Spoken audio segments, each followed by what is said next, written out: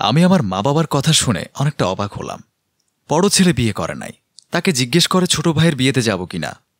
সবাই ছোট ভাইয়ের সাথে গেছে, শুধু মা ছাড়া। সারাদিনের জার্নি করে অনেকটা ক্লান্ত, তাই কিছু না খেয়ে ঘুমিয়ে পড়ি। ঘুম ভাঙে মানুষের হইচই শুনে।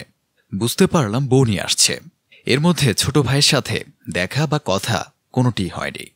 ওইভাবে শুয়ে আছি। আমাকে কেউ জিজ্ঞেস করেনি আমি কিছু খেয়েছি কি না। একটু পর ছোট বোন আসলো। ভাইয়া, কেমন আছো তুমি? ভালো, তুই কেমন আছিস? ভালো ভাইয়া। তুমি মনে হয় সকাল থেকে কিছু খাওনি। আরে তেমন কিছু না, খাওয়া হয়েছে আমার। ভাইয়া, তুমি মিথ্যাটাও ভালোভাবে বলতে পারো না। তুমি বসো, আমি খাবার নিয়ে আসি।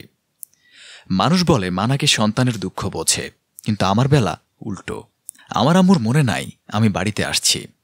এতক্ষণ যার সাথে কথা বললাম সে হলো আমার ছোট বোন, একমাত্র ছোট বোন। আমার চেহারা দেখে বলে দিতে পারে আমি কি চাই। তাই তো বুঝতে পারছে আমি কিছু খাই নাই। কিছুক্ষণ পর খাবার নিয়ে আসলো। ভাইয়া, খাবারটা খেয়ে নাও। ভাই, একটা কথা বলি। বল, কি বলবি? আমার হাতে খাইয়ে দিব তোমাকে? দে, অনেকদিন হলো কারো হাতে খাবার খাই না। তারপর ছোট বোন খাবার খাইয়ে চলে গেল। রাতের বেলা সবাই আমার ঘরে আসলো, সাথে ছোট ভাইও ছিল। আম্মু বলল, নিলয়, কি আনলি আসার সময়? আমাদের একটু দেখা। এনেছিলাম অনেক কিছু, কিন্তু কাকে দেব বুঝতে পারছি না।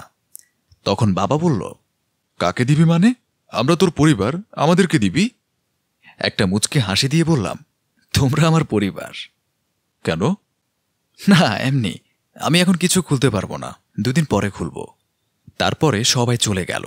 কি আজব দুনিয়া! আমার থেকে তাদের কাছে জিনিসের দামটাই বেশি। স্বার্থপর এই জগৎ সংসার, বড়ই অদ্ভুত এর নিয়ম শৃঙ্খলা।